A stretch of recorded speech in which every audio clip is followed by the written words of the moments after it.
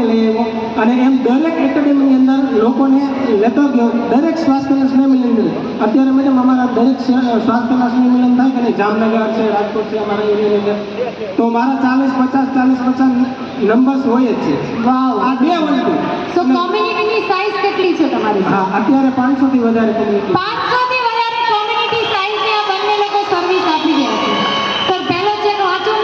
પહેલો ચેક હતો એટલે લાસ્ટ મંથ સર પહેલો હતો. બે એકેડેમીમાં 2025માં 1,36,877 નો ચેક હતો અને લાસ્ટ મંથ 3,72,538.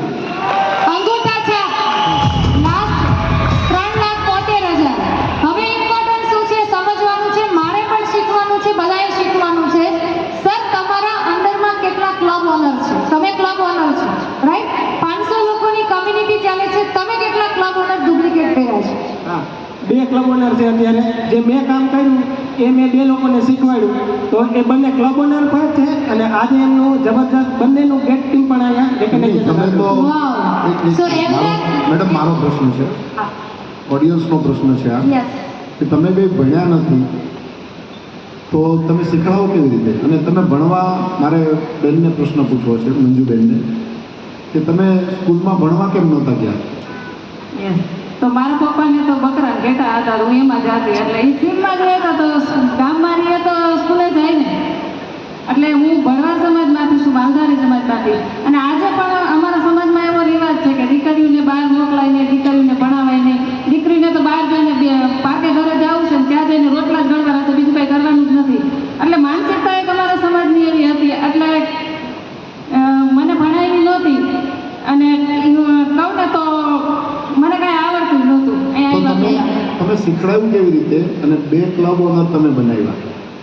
અમે શીખડાયું, અમે કાંઈ શીખડાયું નથી, સિસ્ટમે શીખડાયું. અમે સિસ્ટમની સાથે કનેક્ટ થયા અને સિસ્ટમને આડાડી થઈ અમે. અને એના માટે અલગથી અમે કાંઈ કર્યું નથી. ખાસ તો અમારા કોચ અને સ્પોન્સર એમને જ અમને શીખડાયું છે કે તમે કરી શકશો. નહીંતર મને તો અંદરથી ડર હતો કે મારાથી ન થાય. મેં આટલા બધા લોકો વચ્ચે હું ક્યારે ગઈ જ નહોતી, મેં એવો માહોલ નહોતો જોયો. એટલે મને અંદરથી ડર હતો કે મારાથી ન થાય. મને સર ઘણી વાર કહેતા, પણ મારું રિઝલ્ટ શેર કરવાનું કહે ને તો મને ડર લાગતો, ધ્રુજારે ઉપડી જાય. મારે બોલવું શું એમ કે મેં કોઈ જોયું જ નહોતો આવો માહોલ, તો મને ખ્યાલ જ નહોતો કે શું બોલવું એમ. એ તમારામાંથી કેટલા લોકોને લાગે છે મંજુબેન કરીએ કે આપણે કરીએ?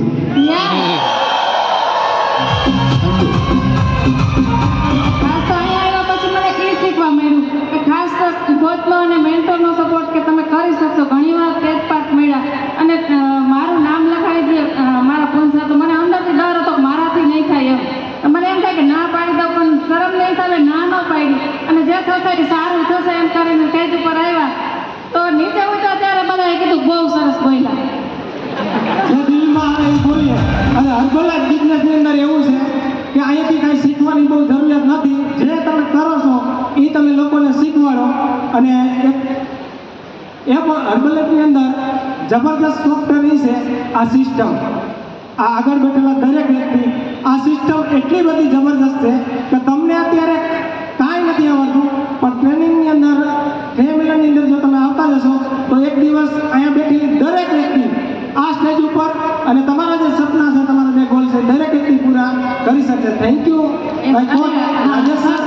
ફેમિલી સાથે આવવાનું, નકર મારા જેવા હોય ને તો આવવાનો જ. બીજી વખત જો મને અહીં ન લઈ આવ્યા હોત ને તો આજે એને ન રહેવા દેતા ભલે.